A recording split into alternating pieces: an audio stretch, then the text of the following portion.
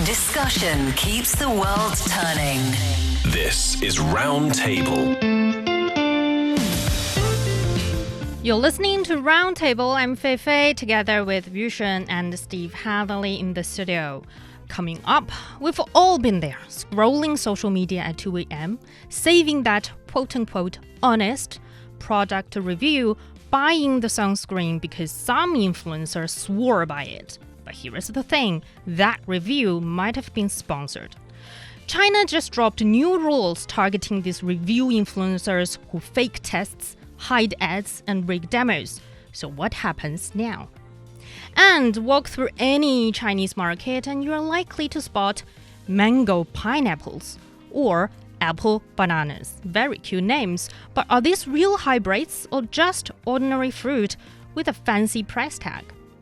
Our podcast listeners can find us at Roundtable China on Apple Podcast, and please don't forget that we want to hear from you. An email is great, but a voice memo is super great. Send those our way with your thoughts on any of the issues that we discuss on the show or we haven't really covered to roundtablepodcast@qq.com. From skincare and makeup to smartphones and snacks, online reviews have become a major part of how people shop today. But what happens when some of these reviews are no longer truly independent, mixing in ads, biased comparisons, or even misleading tests? Now, new rules recently issued aim to clean up the chaos and bring credibility back to online evaluations. And the bigger question is, can regulation really restore the trust that we used to have actually with our influencers? And how do we tell the difference between real testing and disguised marketing? Steve and Yusheng, hello. And I do want to check with you first. When you decide to buy something new, where would you go first? It depends on what I'm buying. Yeah. And it depends on how much I know about that thing. For example, if I'm buying a new pair of shoes, I'm not going anywhere other than the store and trying them on and walking around a little bit. And if they're comfortable, then I'll buy them. Because in that case, I'm the expert. It's my foot. But if I'm buying a television, for example, I'm not an expert on TVs. So what I will do is I will go online, I will watch multiple reviews from multiple different experts and take what they say, combine that with my searches on multiple AI platforms, which has become a part of my almost daily life now, and see what they have to say and put it all together and then make a decision. And again, the reason I do all of that is because in the TV example, I don't know about TV, so I need somebody smarter to tell me about it. That sounds really professional. You know what? You get different perspectives from even different nature of reviews. Yes. Not only human, but also AI. Yes. I almost did the same. I always look at reviews, product tests, and online rating. And I love watching unboxing videos. To be honest. Especially when I was in middle school. You know, they were my 吃播 videos. People see people eating food online, and back then I like seeing people unboxing electronics. So because they come in such nice boxes. That's exactly. why. It feels like I was opening these boxes, and that helped me figure out which option to choose from so many available products. And also sometimes even helps me to decide whether I should or actually need the product in the first place. What do you do, Feifei? I check reviews all the time, even for shoes. Steve. Oh, yeah? Even though I'm the expert of my foot, I still need to check the fashion trends of this year. You know, what are the new designs that are coming out I probably are not sure of, or I'm not aware of, or are there some new materials coming to the market? I want to get myself educated before I talk to a salesperson.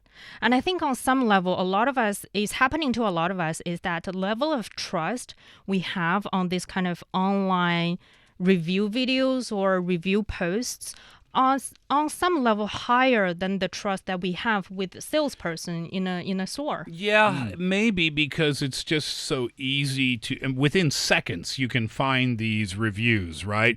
And I think to your point about trusting these reviewers more versus a shop, if you go to the shoe shop, well, the person who works at the shoe shop has a vested interest in you buying that shoe.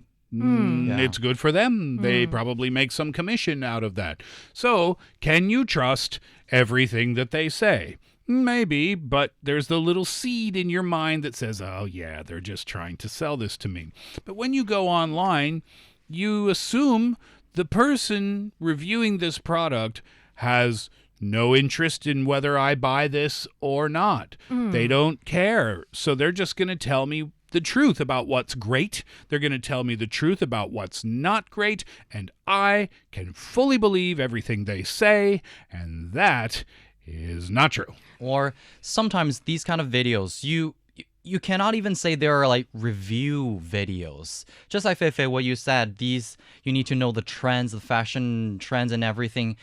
I think that's what people call OOTD. That's my outfit of the day video. You need to get ready with me video. And probably occasionally they're just sharing their fashion trend, their outfits, their makeup products. But at that moment, do you think that is actually a review video, or you're just watching their video, on getting some the level, enjoyment? it's still sort of recommending in a very subtle way. In a roundabout based on their way. like quote-unquote real experience. But that's also how I think these sort of content influencers or content creators, they curate this relationship with their viewers, either by a vlog, either by a video, either by a review content.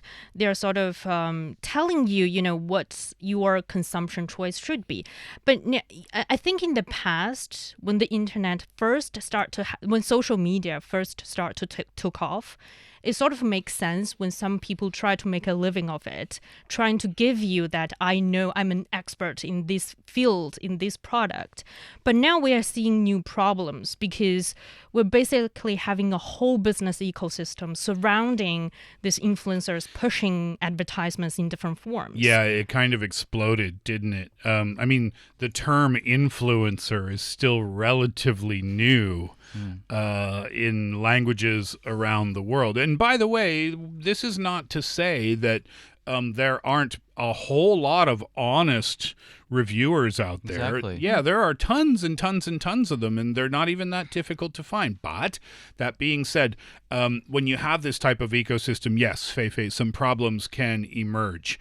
And one of them is about objectivity and credibility. And this is probably the easiest one to identify because a lot of reviews are not independent. They're not evidence-based. For some accounts, they use unclear data sources or, test reports that don't come from credible sources, or they might use exaggerated demonstrations without testing whatever it is that they're testing properly. That's kind of the tip of the iceberg, but it goes a lot deeper than that. And there are so many words and terms for these kind of videos or phenomenons right now. First of all, 拉踩, which means like stepping one product and pulling up another one. This practice involves like maliciously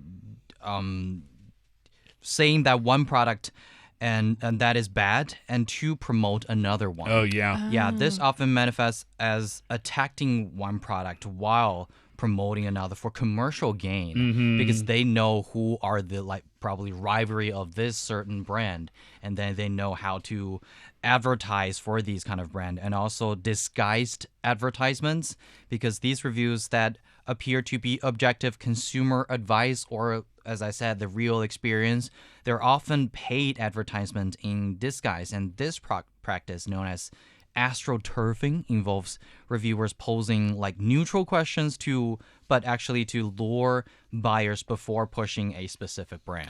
Yeah, and this became a big problem where influencers were paid somehow, some way to advertise a product.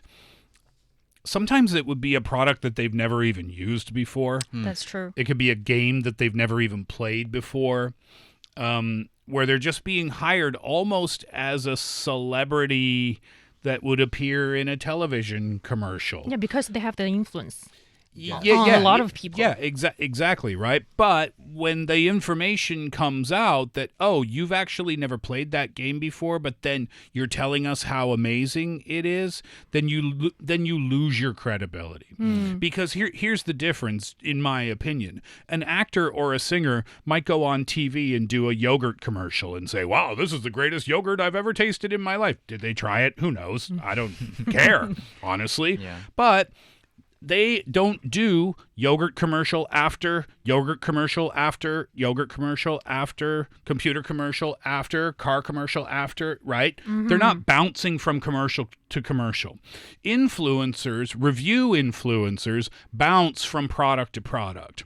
So when the information comes out that they've been paid or sponsored somehow to review a product, and then they don't tell us, there's no transparency, and they don't tell us about that, and then we learn about that later, then their credibility's out the window. And this could potentially damage their career as an influencer, to be honest. Yeah, there are like different tactics. I think a lot of these people are using online. Sort of, for example, I watch a lot of skincare and makeup review videos. They have this series called Hits and Miss. You having a lot of products and tell you those ones work, these ones don't work. And this is my personal review. But in some cases, well, that's according to some people found online, is that based on the length of how much time this creator spent on this particular product, you can somewhat tell whether this product, this content creator is sponsored by a certain brand, because he or she can sort of embed one sponsored brand with 3-4 other ones, so that you can't tell it's a sponsored advertisement. But what they're doing, they're having strategically pushing this, spending more time talking about this product, so convincing you that this one actually works, this one is better for you.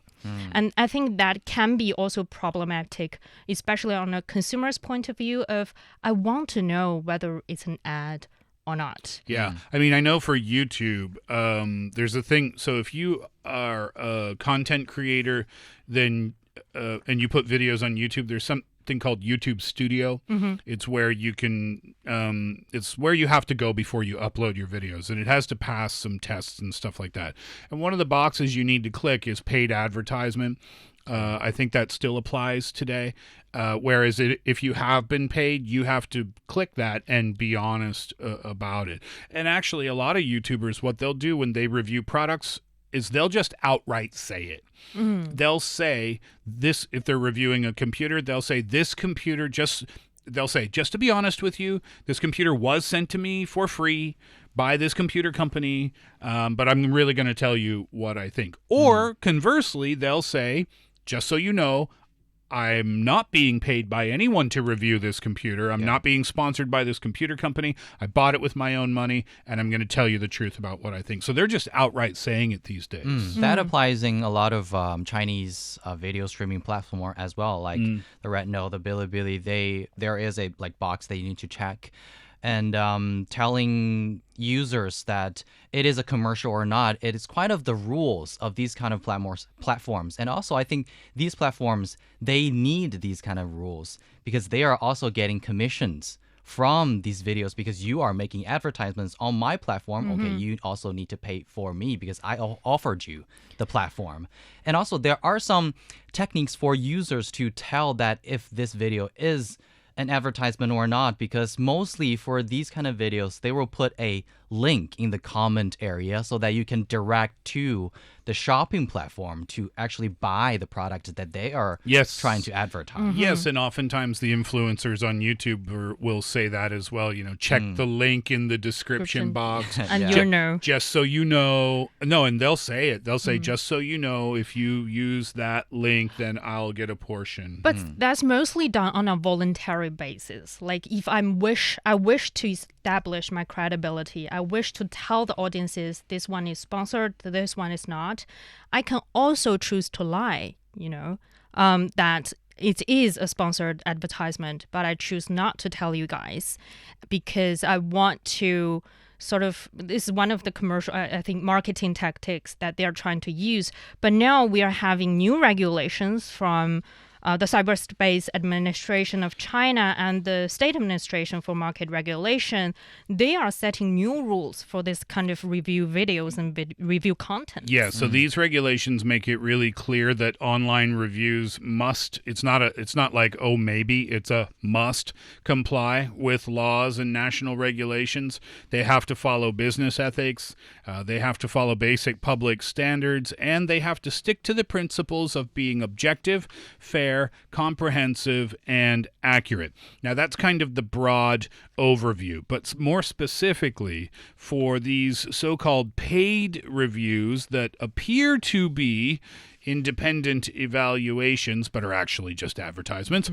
The new rules require clear disclosure whenever a reviewer receives sponsorship, accepts any kind of commission from outside, or has any kind of financial relationship with the product being reviewed. So again, the interest here is transparency. Yeah, transparency and labeling. If a creator does not conduct formal physical tests but shares opinions based on their perception, they must explicitly label the content with phrases such as personal experience only or subjective feelings for reference only. So the transparency and labeling is, I think, the key point of this policy. And also they are to ensure data accuracy and prevent some kind of violent reviews. The regulations also mandate professional standards, like for evaluations involving specific product functions or performance, such as for electronics or appliances. Or cars. The creators must entrust the testing to legally licensed and qualified institutions. You cannot say, we tested with professional stats and now it is not good as we think. You need to provide with the official report from a legally standardized and qualified institution. Yeah.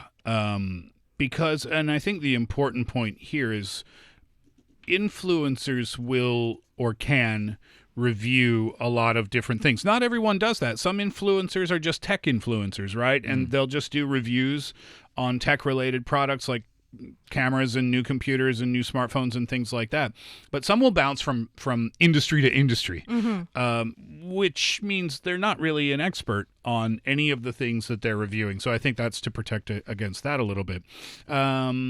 Food. This is another category. So for food and for food-related testing, the reviewers must have the proper qualifications.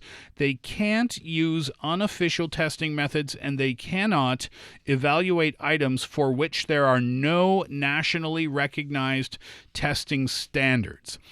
This one is a little bit more confusing to me because we don't often, when we're looking at food reviews, we don't often look to experts for food reviews. Yeah, and that can be problematic. I think we talk about, for example, a certain additives adding to strawberries, for instance, that some claiming to be experts said there are certain additives that can be injected into strawberries to make them larger, and this kind of additives is bad for human body. But then it turns out is a legitimate additives, and also there are national standards when it comes to the certain level that you can use in strawberries.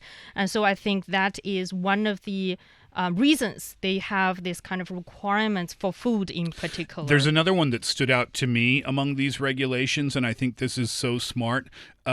Products that are used in reviews can't be specially optimized versions supplied by manufacturers.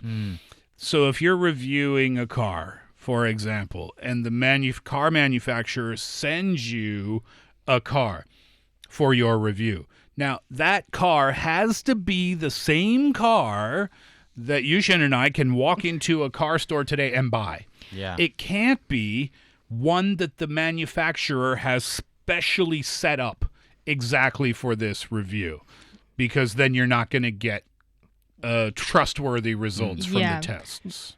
I've seen a lot of these like reviewers doing these kind of videos, and sometimes because they need to be the first hand and one of the first to review the product, so that some of the manufacturers may send them the prototypes, but they will say that, okay, this is the prototype, but what is the performance that is on a consumer product level? We need to we need to wait until that product is officially released, and we will see more for that. So I think transparency is always the key when these reviewers or bloggers, they're trying to gain trust from the audiences. It's not like they cannot make advertisement. They need to live. They're probably like full-time vloggers. Yeah, I mean, it's tricky, right? Yeah, they are allowed, and I think a lot of audiences are saying they are allowed to have advertisement. Sometimes they're happy to see them have advertisement because that means that they are making money because of their fans, right? But the thing is that you need to you need to make everything transparent, no matter it is a non-advertisement video or this is a full experience video. That brings to the old days when these kind of content creators and vloggers first start to come up in a large scale, is that they have a lot of fan base because they can build that trust between them and their viewers.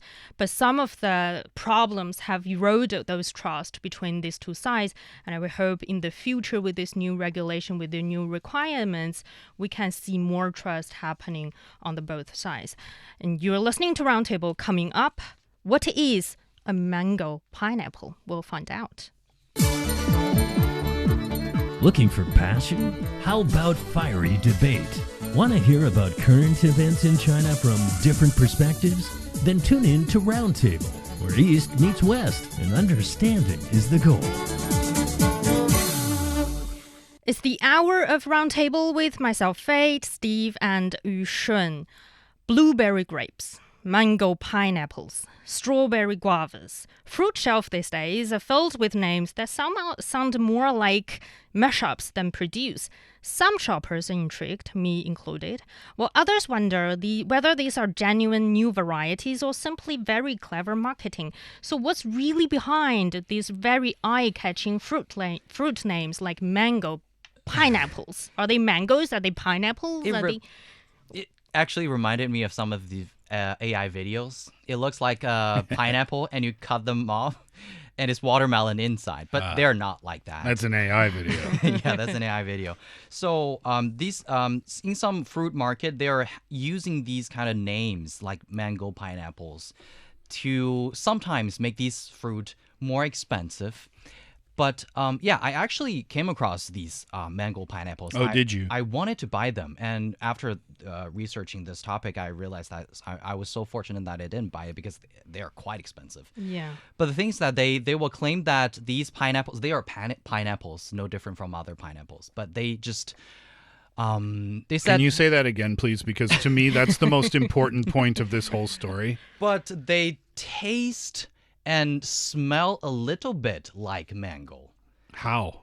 Are you saying that because you saw the name mango on the tag? Well, the clerks said to me. Is this a paid advertisement? It's not. Yeah, I was curious. I almost buy it because I just want to try how it can taste and smell like mangoes. But the thing is that they are saying that it is another like type of the pineapples, probably different locations. That's the reason why they have different tastes. But the thing is that sometimes the names are not actually telling people that they're different. They just looks like a little bit like that. On the topic of the so-called mango pineapple, at a supermarket in Beijing's Xicheng district, a salesperson pointed to the fruit and said, "Oh, that's really just a pineapple with a different name." But hardly anyone buys it. In fact, some of this batch ended up being thrown away after it's gone rotten. Oh. Another employee said, "It doesn't taste as good and it isn't as juicy as the popular golden diamond pineapple already on the market." So let's just repeat that. There is no such thing as a mango pineapple. This is the conversation Feifei and I had in the office yesterday. I was looking at this story for the first time and I said, "Oh, mango pineapple, that sounds delicious." I said, "Feifei, what is that?" Is that like a hybrid? They crossbreeded a mango and a pineapple? And Feifei said, no. I said, so what is it? It's a pineapple. Wait, so a mango pineapple is just a pineapple and it's nothing different from a regular pineapple. Correct. Yeah, could This be is- a little bit sweeter Yeah, than regular But pineapple. there's no mango connection whatsoever. Yeah, No, not at all. exactly. And did I not also read it's impossible, actually, to crossbreed a mango and a And a pineapple? pineapple, yes. It's not even scientifically possible. And we have other names like apple bananas. I actually have a bunch of apple bananas sitting in my kitchen right now. It's said to be a new variety coming from Guangxi, and it's said to can be on the sweeter side than regular bananas. But of course it will be priced a little bit higher than a regular bananas. And we also have blueberry grapes, and apparently it's not really a hybrid between a blueberry and a grapes. It's just grapes. That doesn't really- Varieties of dark purple grapes whose skin has a bluish purple hue. but that's also But a there's no- regular grape. Yeah, there's no blueberry genetics happening there at all. Yeah, and I think why are brands, or not brands, I think fruit producers are renaming on some level this ordinary fruits that we used to have? Is it just because the consumers are willing to pay more for the new fruit names, or are they what are the other hypes that could be going behind these new fruit names? It makes sense though. Like you heard the name, you want to try. Is it really mango tasting? So, like me, I want to taste. Is it really taste like mangoes, or does it really look like mangoes, or something like that? So, first of all, they are just because a lot of fruits are seasonal. That I have to say. So sometimes they just want to sell this batch of fruit to maybe a certain amount of people, and then Yeah. make money from it. Yeah, it's a marketing strategy, right? They just want to make the product stand out a little bit more and boost sales, of course. And of course, we have regulations here in China when it comes to when you have a new varieties in plant. It's not a name that you can just throw in randomly. There are regulations when it comes how you can name a new plant, a new varieties, and do recommend a lot of our listeners to check out that regulation and do not fall easily into a lot of marketing strategies. But also, at the same time, it's fun to look at a mango, pineapple, and have a little try. Yeah, or just buy a mango and buy a pineapple and mix it together yourself in a bowl. Make a tropical bowl for the summer night. That would be on the sweeter side, probably more trustworthy than a mango pineapple. And that brings us to the end of today's Roundtable. On behalf of Steve and Yushen and the whole Roundtable team, thank you for tuning in. I'm Fei Fei, and I'll see you next time.